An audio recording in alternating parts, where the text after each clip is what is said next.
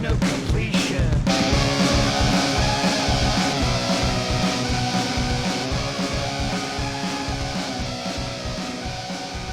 Hello, and welcome to the Two Consoles Too Late podcast. I'm the host, Jackson Keebler, and I am Two Consoles Too Late. What does that mean? Well, here at this podcast, we look at the classics and the not-so-classics of retro video gaming, often for the very first time, and with no nostalgia. And on this episode, we're looking at Fatal Frame, released by Tecmo in 2001. A survival horror game that wasn't really on my radar, but the genre was. Also, we're going to do some going long. Got a little bit of housekeeping to talk about, some new acquisitions to the long box collection. And over on Auction Alert, we're going to see if there's any copies of Fatal Frame on the ShopGoodwills, and see if there's any active auctions that you could possibly bid on after listening to this podcast.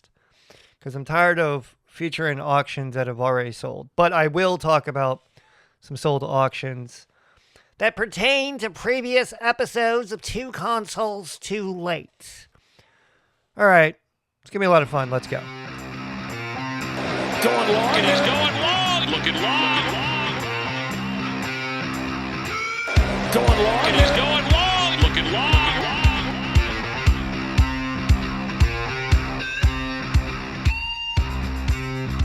All right, so let's just jump right into this because we have a lot to talk about here on the podcast. First, the shameless self-promotion here at Two Consoles Too Late. Every Saturday morning at 7:30 a.m., I am live streaming a game from the PS1 Long Box Collection. And this past live stream, I played Nova Storm. Now, little caveat. I had to do a flea market this past Saturday. And I had to be at the flea market at like 8 o'clock. So the live stream, I tried doing it super early, and I tried playing Agile Warrior F111X. But something happened technically on my end. I'm kind of glad that it did because I actually ended up live streaming Nova Storm because I took all my profits from the flea market of selling video games and cameras. I took all my profits and I took them out to Eldersburg, Maryland to play Raven video games. And I bought a long box game, and it was Nova Storm. It was a beautiful copy, by the way. Here's a plug. I mean, they're not paying me, by the way. Play Raven, check them out. I'm not sure what their social media presence is, but it's just like that store is just packed with pretty much anything you could want. They had a strategy guide for Super Paper Mario for $12. I thought about picking up, but I was like, you know what? I think I'm just going to defer to the internet. But those old strategy guides really jazz me. Anyway, so back to the nuts and bolts. Saturday mornings, YouTube, Twitch. Check me out. I'm doing a live stream. And I have to say that I do watch my live streams just once just to kind of see that everything was okay. But I'm really kind of pissed off with the technical quality of the live streams. They're very choppy. They're very grainy. The audio is okay. But I think that's, technically on my end, something has to happen.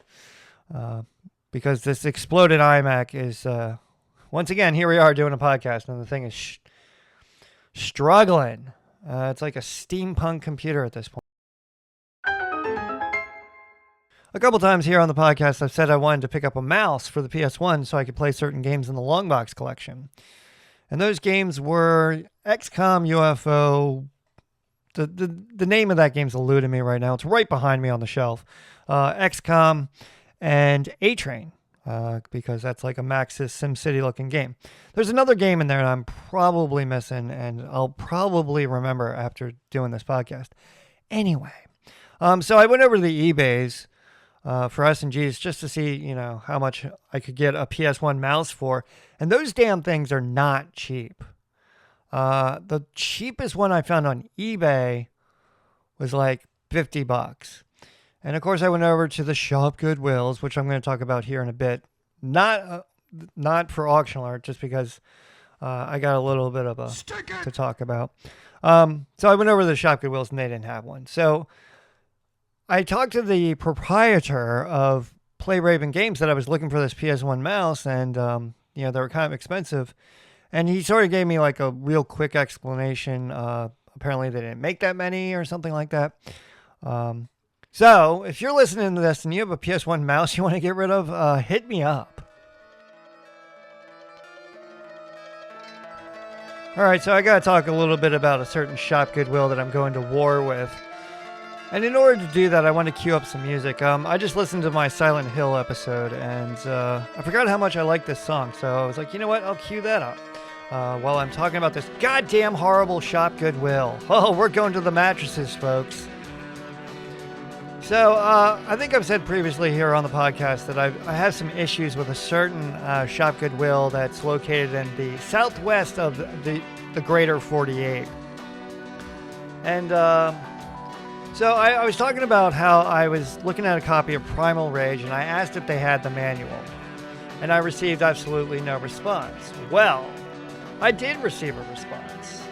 And this is the response that I got from the Goodwill of, Central and Northern Arizona. Good morning, Jackson. Our apologies for our delayed response. However, the game has already been sold. We hope to help you with future product questions, and we appreciate your support of Goodwill. Kindly, Goodwill customer service. Kindly go fuck yourself. All right? That's not customer service. When you send me a message after the fact, you know, when I have an inquiry on an active item, when you send a response after the damn thing's been sold and remind me that the damn thing's been sold, and you respond a delayed response, no, that's not delayed, all right? A delay is like, okay, maybe a day or two, all right? When you respond after the item sells, that's not delayed. Oh my God. We hope to help you with future product questions. There will be no future questions, all right? You suck at this, all right? And I will see to it that no one buys anything from you. Absolute fucking garbage. Anyway, so to this Goodwill, once again, I have to say, stick it!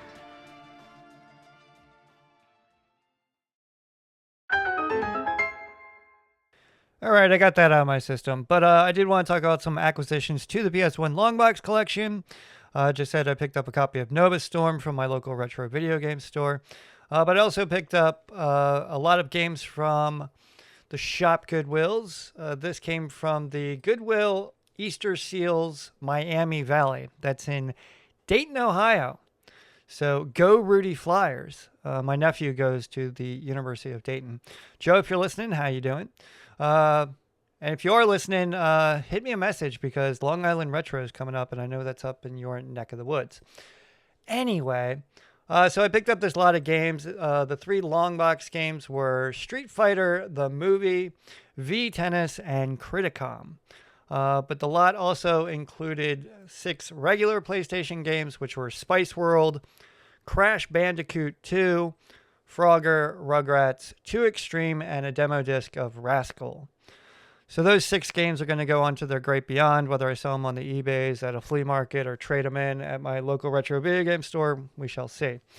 So my spreadsheet's going to have a bit of an asterisk when it comes to filling out what I paid for these games. I want to be somewhat accurate.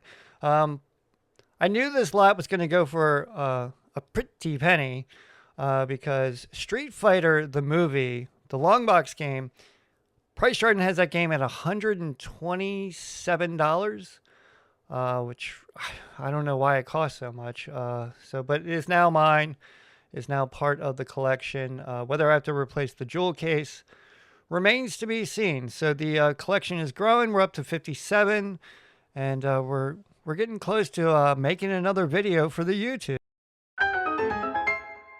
So if you are listening to Two Consoles Too Late for the first time, or an early listener, an early adopter to this wonderful podcast about retro video games, I play these games for the first time and with no nostalgia. So how did I come to Fatal Frame? Well, a buddy of mine had a modded PS2 that he was looking to sell. He sent me a message. He was asking me about controllers for a modded Xbox, and we were having this back and forth. And he knew that I did the podcast. And so he had this modded PS2. I said, yeah, sure, why not? I'll pick this thing up. And it's really funny because we live in the same neighborhood. Our kids go to the same school. And we've known each other for like 20 years.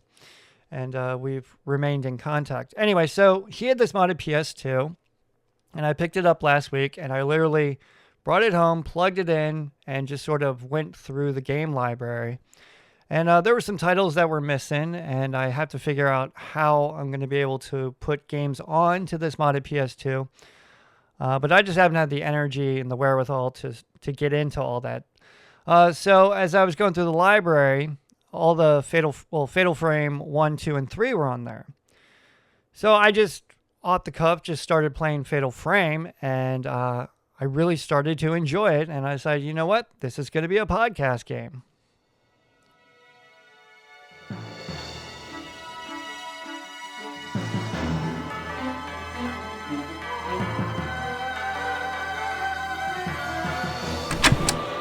September 9th, 5:40 p.m. The mansion was nowhere to be seen on the map, so we finally had to ask the locals how to find it. They told us that Himuro Mansion had been empty for several decades now. The same ones who told us where it was also warned us not to come here, which was quite disconcerting. All right, known in Japan as Project Zero, this 2001 survival horror game from Tecmo took the familiar horror formula of the PS2 era and twisted it into something rather unsettling. In this game, there are no rocket launchers, grenade launchers, there are no shotguns, there are no pistols, there are no crowbars, there are no zombies, no swords. It's just you, some ghosts, a mansion full of terrible decisions, and a camera. And you know what?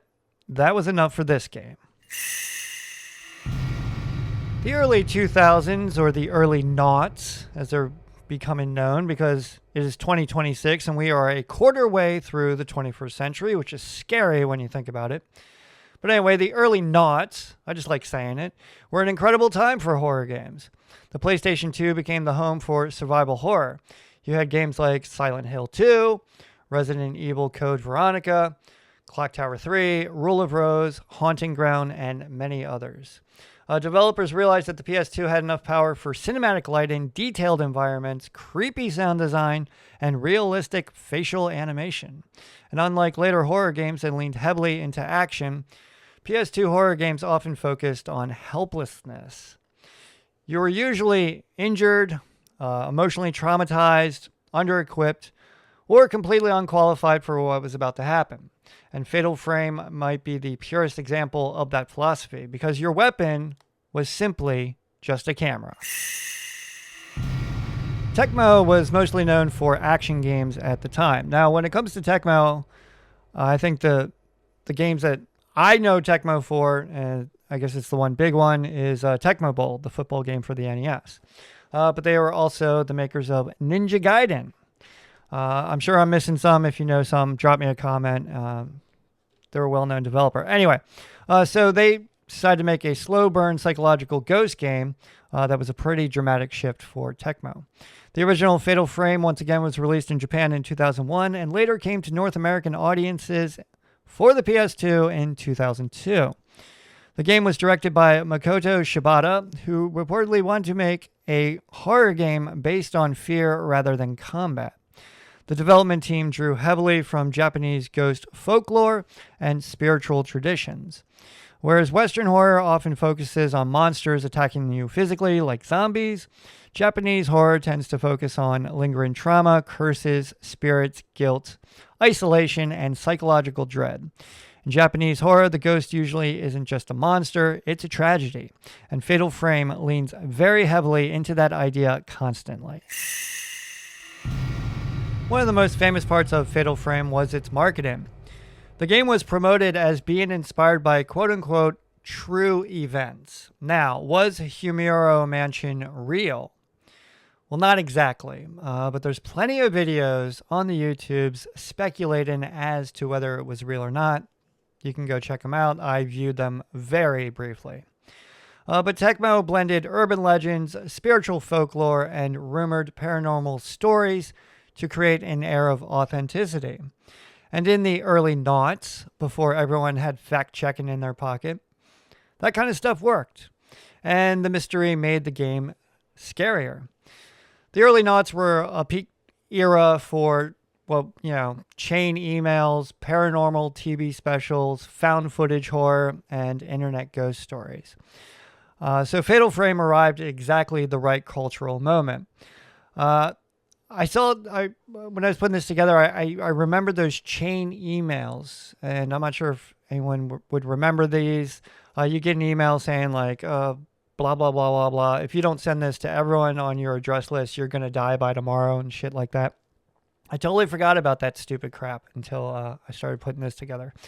And, movies like Blair Witch and Paranormal Activity were starting to come on the scene. So once again, there's a cultural moment where this sort of horror is happening. All right, so I am really bad with Japanese names if you are a regular listener to the podcast, so I apologize ahead of time. But what is the story of A Fatal Frame? The game follows a young woman named Miku Hinasaki. And Miko enters the abandoned Humuro mansion searching for her missing brother Mafuyu, which by horror logic is a pretty bad decision, but instead she goes inside anyway. And things go from bad to worse almost immediately.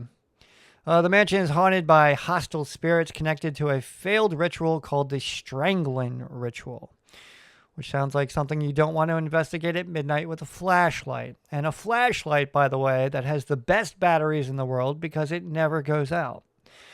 So as Miko explores the mansion, she uncovers diaries, photographs, recordings, and notes that slowly reveal the tragedy behind the haunting. And that slow reveal is one of the game's greatest strengths. The story unfolds much like a paranormal detective novel.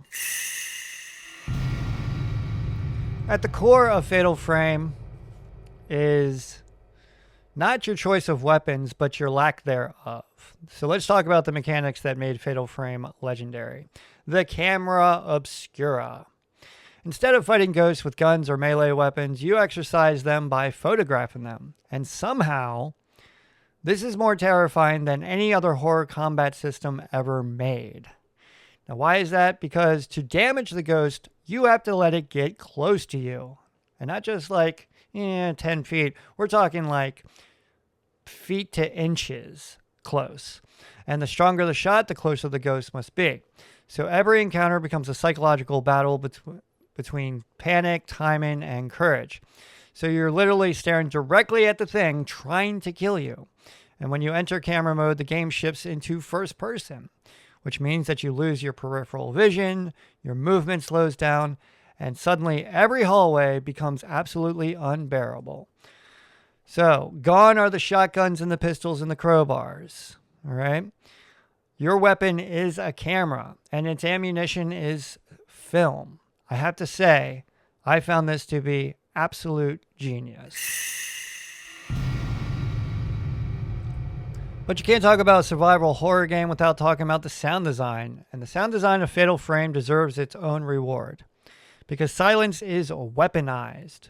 Because in this game you hear the floor creaks, you hear whispers, you hear distant crying, breathing, static, and shrieks.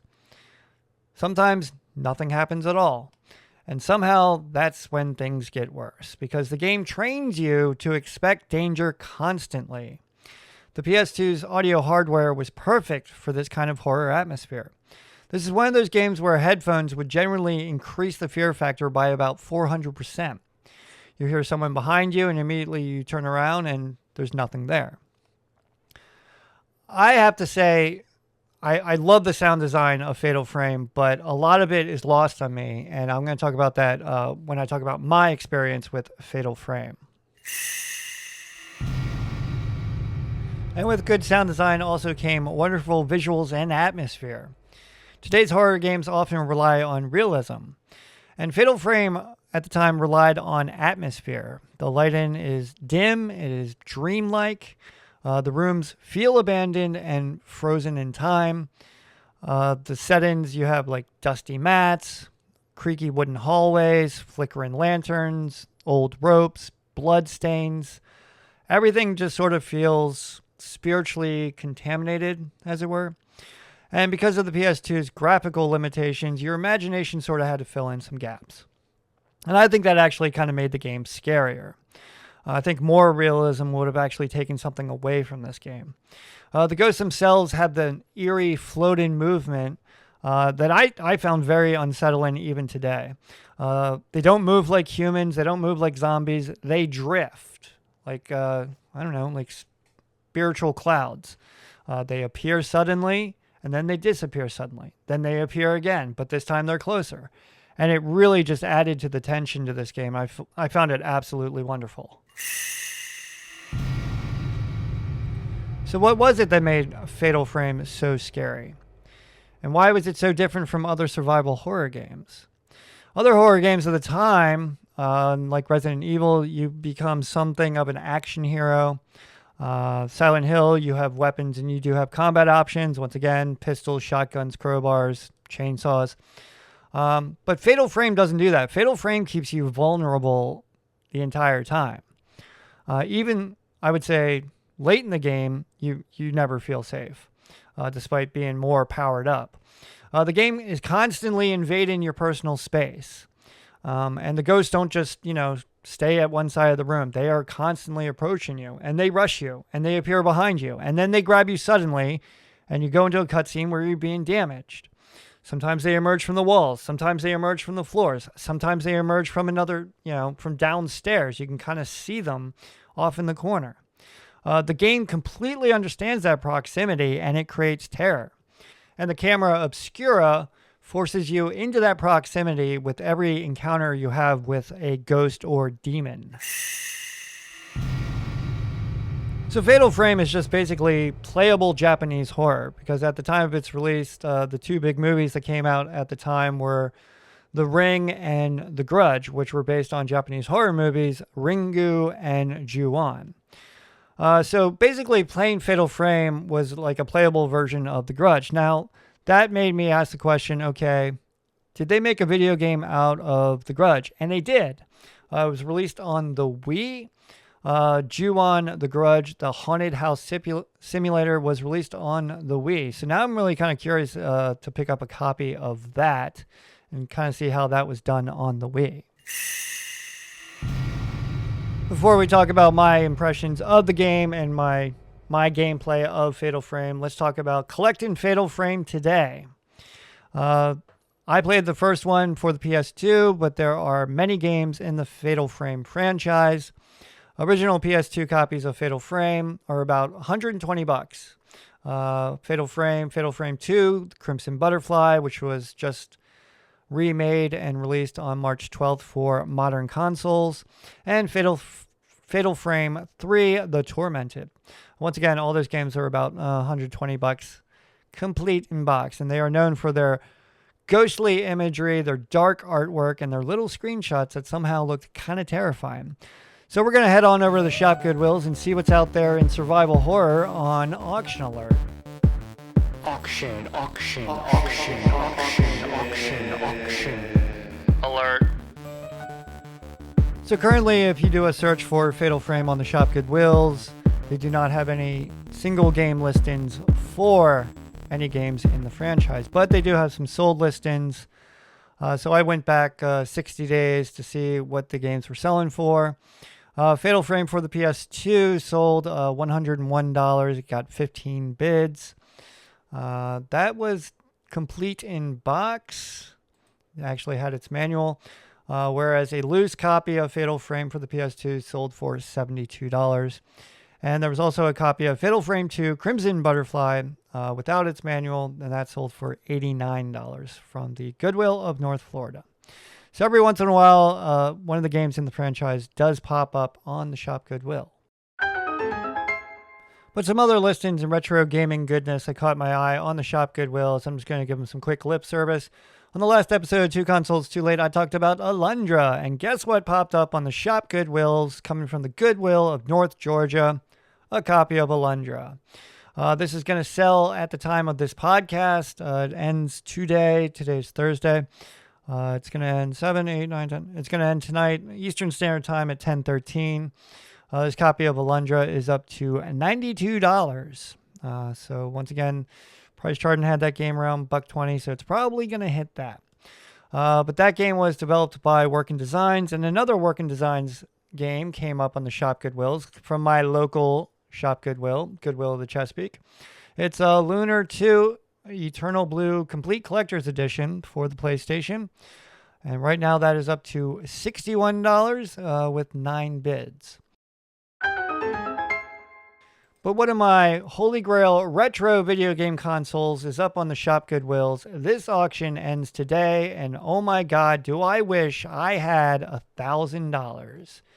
It is a Sega Genesis CDX CD-ROM entertainment system tested. It's got the box. It's got some games. It looks absolutely pristine.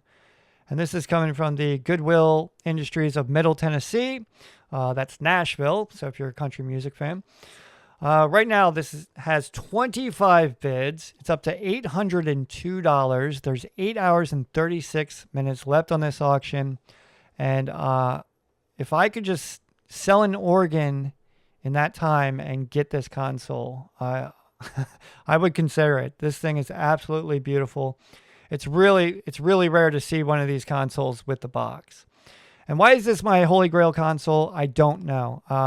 Because it's so weird, because it's so rare. It looks like a Sony Walkman, but it's not. I think I've said before on the podcast, I just want to go to the flea market and just be digging through some shit bin and find one of these. If I did, I would just stop. That would be it. I wouldn't buy another thing. It's like, I don't think your luck could ever be that good. But anyway, Sega Genesis CDX with the box going off on the Shop Goodwills tonight. It's probably going to be about $1,000. But there are 2 more auctions I wanted to really quick get some lip service here on the podcast. When you go into the Shop Goodwills and you go under Gaming Systems and Games, you can filter the results. And when you click on Price Highest first, the highest price item on the Shop Goodwills right now is a Pokemon Red version for the Game Boy, of course. And it's been graded, and it got a grade of 8.5 A++. Now, when I first saw that, I thought, who donated a graded copy of that? And then I was like, that Shop Goodwill, they kind of know their stuff. They got that game sealed. They sent it off to get graded and got it back. And now they are selling it graded. And so right now it's up to $2,151 with 27 bids. There's 5 days left on the auction. I'm not sure what price Chardons has that one at, but I'll be curious to see what that goes for. And this next listing, it's really interesting. It's a lot of empty Game Boy Advance boxes. And there's a lot of empty boxes in this lot. Pokemon Crystal, Metroid Zero Mission, 47 boxes in total. And right now, with 2 days, 7 hours left on this auction with 22 bids, it's up to $1,626. And all these boxes, they look to be in really good condition. They've all been properly folded down. How they ended up in the hands of the Goodwill Industries of Akron, Ohio, I have no idea. So I'm going to keep my eye on that just to kind of see what that goes for, I guess, because a lot of collectors like to take their games and make them a CIB. So what is my experience with Fatal Frame here at Two Consoles Too Late? Well, my experience has been, I would say, somewhat unique. Full disclosure, come to Jesus moment here at the podcast. I did not finish Fatal Frame. I've only been playing Fatal Frame for a week.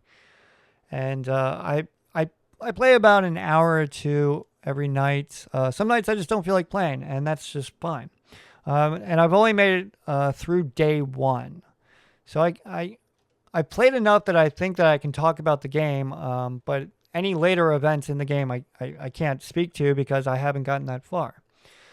I hooked up my modded PS2 to my retro LCD monitor, which is in my living room. And the reason I did that is because I think if I had hooked it up to my monitor I have here in the studios of Two Consoles, my Vizio flat screen, it would have been too dark. So I've been playing on my retro LCD monitor, which is great for me because I get to chill out on my couch, spread out and, turn off the lights and try to get the full experience of this horror game. But unfortunately, at the same time, Vacation's coming up, and my wife has decided she wants a bikini bod. So she's been doing Wii Fit. So it's been kind of funny. She'll be doing Wii Fit in the living room while I've been playing Fatal Frame. So something's kind of lost there. When playing a game like this, I think you should really get the full experience. Turn off the lights. I wish that this game was hooked up to a really nice sound system. I think it really would have added to it. I did not wear headphones when playing the game. I don't think my retro LCD monitor has a headphone jack, which I think, once again, would really have helped the game. So I only played through the first day of the game, but these are my impressions therein. I am coming off playing Alundra for the PlayStation, and if you listen to the last episode, I had been playing that game for a month, and I played it for like 30 hours, and that game's just really just dungeon heavy, and I just got fatigued by that game. So right away, I was very reluctant to play a video game. So what I liked about Silent Hill being another survival horror game is that game was kind of short. And when I say short, I mean like 8 to 10 hours. I did an episode way back talking about quote unquote short video games and what a short video game was. And to me, I would say a short video game is about 8 hours. Some NES and Genesis titles, you can definitely sit down and have them done in a day.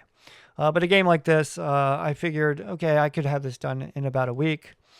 But I was, unable to finish it. And once again, I only got through the first day.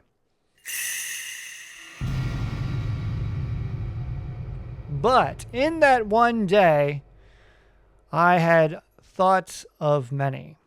And they're absolutely random. They're completely unique to me, and me being a bit of a fuddy-duddy when it comes to my video games. And to that, I apologize. So my first impression of playing the game, and this is just really rando, Miku has this hair piece on. I guess that, keeps her hair in a bun or whatever. And it just looked, I'm not sure if it's because of my PS2, my modded PS2. It looked like a bald spot. So the whole time I'm playing this game, there's this bald spot on the top of Miku's head. Now, it's not a bald spot. It's this hair piece, but it looks like a bald spot. And it was just really pissing me off. And as I was playing the game, I kept forgetting her name. I was like, what? I knew it began with an M. So as I was playing the game, I just called her Mitsubishi. Oh, I'm so bad. Anyway, so right away, I'm sort of getting distracted by just dumb, superficial stuff in the game. But here I am again playing another survival horror game where the run-in animation really pissed me off. If you go back and listen to my episode about Silent Hill, one of my biggest beefs with Silent Hill was the run-in animation because it looked like you had crapped your pants and you were running around the town of Silent Hill. Well, in this game, you do have the ability to run throughout the mansion, but you run really slow. And the whole time I'm sitting here, I'm thinking, you know what? If I was in this situation, I'd be running a lot faster than what Miku's running at. And apparently this is not just unique to me. Apparently a lot of players of Fatal Frame had the same thoughts, to the point where apparently in later games in the Fatal Frame franchise, they sped up the run-in a bit. Which I think was helped. So right away, I'm really distracted by what looks to be a bald spot. And anytime I try to run anywhere, I'm not going anywhere fast.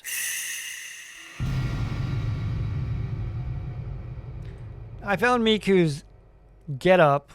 She's dressed in like a skirt and a blouse with like a little tie and like a little choker thing around her neck. And she's dressed like a Japanese schoolgirl. And I thought that was just a little bit overplayed. And I would definitely say that they accentuated Miku's curves, especially in the chest area. And given that the character is only supposed to be something like 17, I thought that was a little fucking creepy. And I don't understand that whole Japanese schoolgirl thing. Like you see it at Halloween, there's these sexy costumes. I don't go for that stuff at all. So I thought a lot of that was just a little bit overplayed. One of the things I really liked about the game of Fatal Frame, as well as the sound design, as well as the graphics, as well as the atmosphere, as well as the creepy music and whatnot, was the fact that you're using the camera obscura as your weapon. I thought this was absolutely brilliant. I can't speak highly enough of it. I'm a bit of a shutterbug here at Two Consoles Too Late. I used to do street photography, and so cameras is kind of a thing with me, especially old cameras. The camera is based on like a folding camera. I saw on some YouTube video the exact model that they thought it was, but it's just sort of a generic folding camera. And in my gameplay, I was early on, and I had numerous what were called spirit stones, and these spirit stones could upgrade your camera's abilities. And the camera had these special abilities that I wasn't able to unlock yet in my gameplay. And those special abilities, you could slow down the ghost movements, you could push a ghost back, you could increase the damage on a ghost when you took the picture, or you could stop a ghost completely from movement. So in my gameplay, I was unable to upgrade my camera.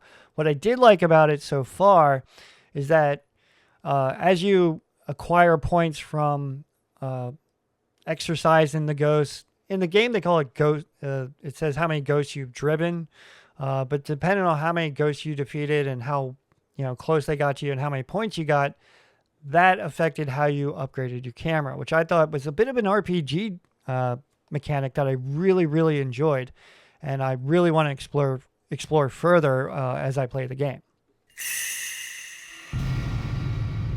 So once again, I'm very early on in playing Fatal Frame. I'm not sure how big Humuro Mansion is. I've made it as far as, I guess, there's a shrine, and there was a bit of a boss fight, I guess, against the crucified man. And I died a couple times trying to capture or drive the ghost of the crucified man.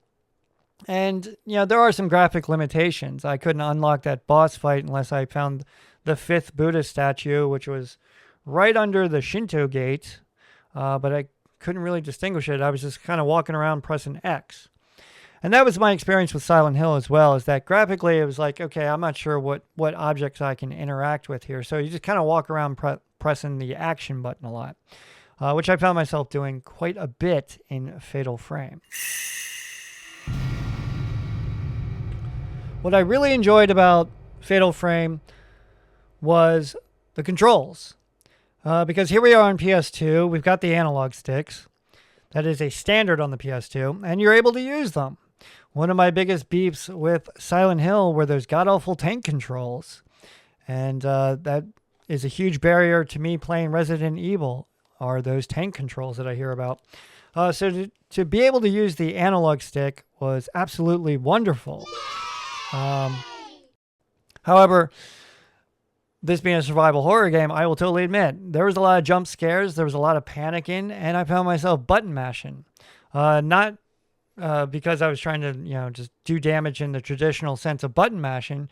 I was pressing buttons because I was scared. I will totally admit, I was panicking and scared when these ghosts started to approach me. So a lot of times in my gameplay, I was fumbling, trying to just fire the shutter of this camera, and often I would take damage and then have to restart from my save point and try to get more points on the ghosts. But I really like the controls of Fatal Frame, and it's really nice to be able to use those analog sticks on the PS2. But like I said earlier on, after playing Fatal Frame, it really kind of made me want to go back and watch those movies, especially The Grudge and The Ring. The Ring was not on demand, but I was able to watch the original Grudge and the sequel, The Grudge. I don't know how that worked, that you can have a sequel with the same name, because I guess it's the same Grudge. I'm not trying to be funny. I'm genuinely sort of scratching my head of how that worked. I thought both movies were really good. There was a bunch of times where, you have some good jump scares. I think the original Grudge is better than this remake. But anyway, I'm not talking about movies, I'm talking about video games. Fatal Frame, yes, highly recommend it. Great survival horror. I liked it way better than Silent Hill.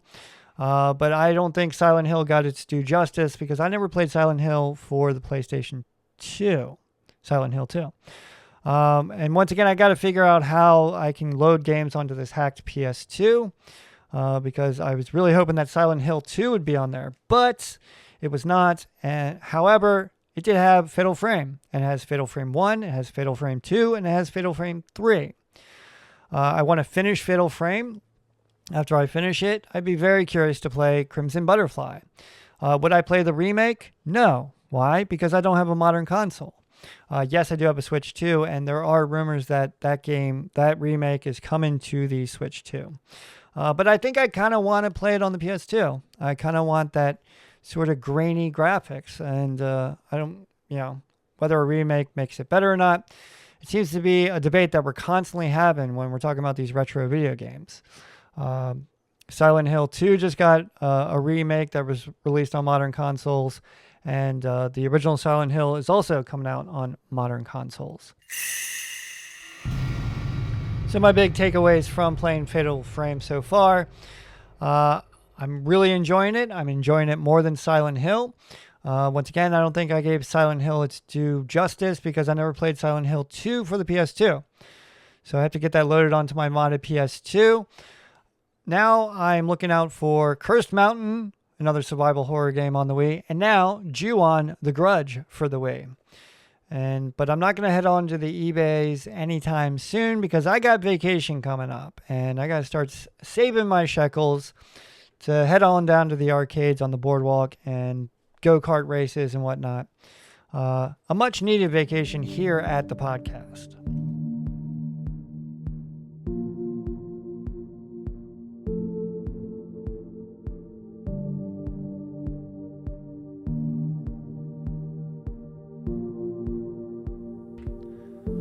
But that being said, let's do some housekeeping here at the podcast. I was going to do this on Going Long, but I'll just bring it in here. When I say Going Long, I mean the actual bonus podcast of Two Consoles Too Late over on the Patreon at patreon.com/2consoles2late. The housekeeping is this. As I was kind of coming after Alundra,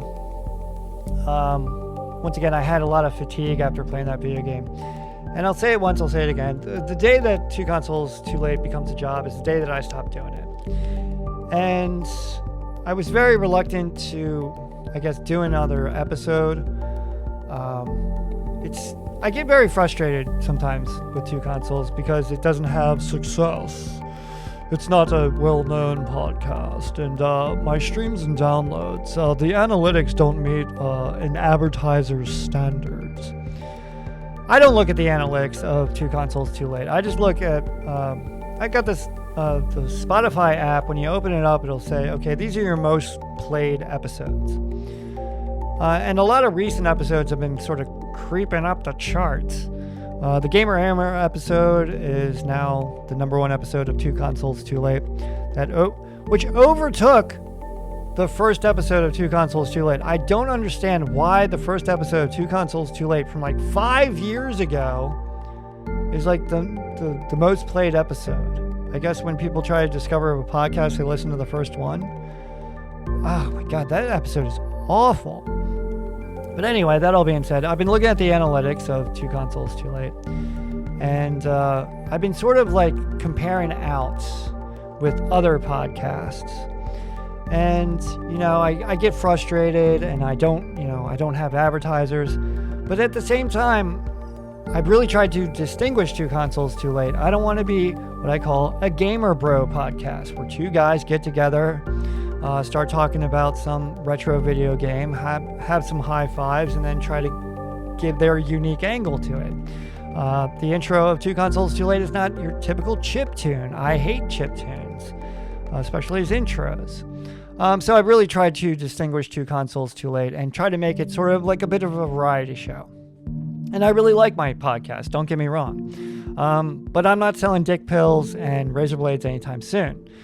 And the day I do, I would really start to question what it is I'm doing here. I mean, can you imagine going into Auction Alert? All right, so before we head on over to the Shop Goodwills, I want to tell you about Viagra. My wife simply loves it when I take Viagra, and it's really helped me in the bedroom. I mean, wouldn't that just be a little weird? It's just like when I listen to other podcasts and they're selling male products, especially shaven needs that concern certain areas that shouldn't be talked about, it just sort of turns me off. So that all being said, I've just been kind of frustrated with, I guess, the quote-unquote success of Two Consoles Too Late. And I really kind of had to ask myself, okay, what is success? And I will briefly talk about this. Something I don't like to bring into my podcast is that I am facing a year of sobriety, and which always sort of like makes me, not like question the universe, but just sort of like reflect. And it's made me think, like where I was this time last year. I had just done that Geekdom Con, and that was an experience. And I'm still trying to do conventions, I still, send out letters of introduction to retro video game conventions. And I think a lot of acceptance or unacceptance to those conventions is your analytics and the success that you have. Because, no one wants to go see a panel of a podcast that no one's ever heard of. But I feel that my experience is unique. So I've been just sort of like in this weird place. As we head into the month of June, I've got one more episode. Then I'm going to take a long needed vacation. Work's just been sort of annoying me. And you know what? I'm starting to think, okay, well, I'm going to go on vacation. Usually on vacation, I play a handheld video game. When I went to Cape Cod, I played Zero. Was it Zero? Yeah, I played Zero Mission for the GBA. A lot of memories of that. So I think this vacation, I'm going to do A Link Between Worlds for my 2DS. That's going to be my vacation game. But then I was like, oh, then I have to do a podcast about it. No, I don't have to do a podcast about it. I don't have to bring every detail of my life into this podcast. And this podcast doesn't have to be all-consuming. But I'm rambling, and I just wanted to say that I'm still here. I'm not going anywhere. I'm still enjoying learning about retro video games, but at the same time, I'm getting a little frustrated. All right, but now that I'm done word vomiting, what does all this mean? Jackson, are you in crisis? Do you need help? No, I don't need help. I just need to sometimes get out of my own head. And doing this podcast, I'm in my head a lot. But so I've been going back and I've been listening to all these old episodes of Two Consoles Too Late. And I have to say in the last episode, a bit of a correction I wanted to put on here. I was talking about GameStop and how the CEO was making the headlines, and I was mispronouncing publicity. I was putting an L in there. I was saying publicity, and it's pretty clear that I was mispronouncing it. I don't know why I completely flubbed that, but I did. I say antibiotics, and my wife thinks I'm saying it wrong because it's antibiotics, but I say antibiotics. I'm not sure if that's a Baltimore thing. I think I say it just fine, and when I say it, I think people know what I'm talking about. But I kind of screwed up the word publicity on the last podcast. And to that, I'm sorry. Another thing I'm sorry about is I keep flip-flopping on how many games are in the PS1 long box collection. 102, 103, 102, 103. It's 103. And I think I've said it's 102. But I'll say it once, I'll say it again. I'm not a fucking journalist, okay? I'm not here to report fact. I'm here to report my impressions of these video games and how I experienced them. With that all being said, thank you for listening to my word vomit, and thank you for listening to me talk about Fatal Frame, a game that I highly recommend. I'm really curious about this franchise, but I'm not getting into it anytime soon. What'd you think of Fatal Frame? Let me know. Drop me a comment on the interwebs. Just go to Google and type in Two Consoles Too Late, and there I will be. Head on over to the Patreon at patreon.com/2consoles2late. Check out the typewriter manifestos, the bonus podcast of Going Long, my video game maps. And if you support the podcast monetarily, I will send you lots of goodies. I just did up some typewritten postcards, which I will sign with a personal message. I've got my Walter Day trading cards sitting here collecting dust. I will sign one of those. I'll send you a Miracle of Save States magnet, and I'll give you a shout out on the airwaves. So, funny little factoid, I won movie tickets to the new Star Wars film, The Mandalorian and Grogu, from a local radio station. So I'm going to go see that tomorrow morning, Friday at 10 a.m. in East Point. It's kind of over. There's a flea market over there. I did a Flea Wars video about. But anyway, I'm going to see the new Star Wars movie. And I'm going to talk all about that over on the Patreon. So I'm excited to do that. Something different. All right, so 7:30 a.m. Saturday mornings, Twitch and YouTube. Check me out playing a game from the PS1 Longbox collection. If there's a game that you want me to play that you think I should play or you're curious about or whatever, shoot me a message and I'll just play it. Provided I have it, because I've only got 57 games. About to be 58. I left one of those games I left out of Auction Alert. All right, I'm going to get out of here. Thank you for listening. And as always, have a good one. I love you, and goodbye.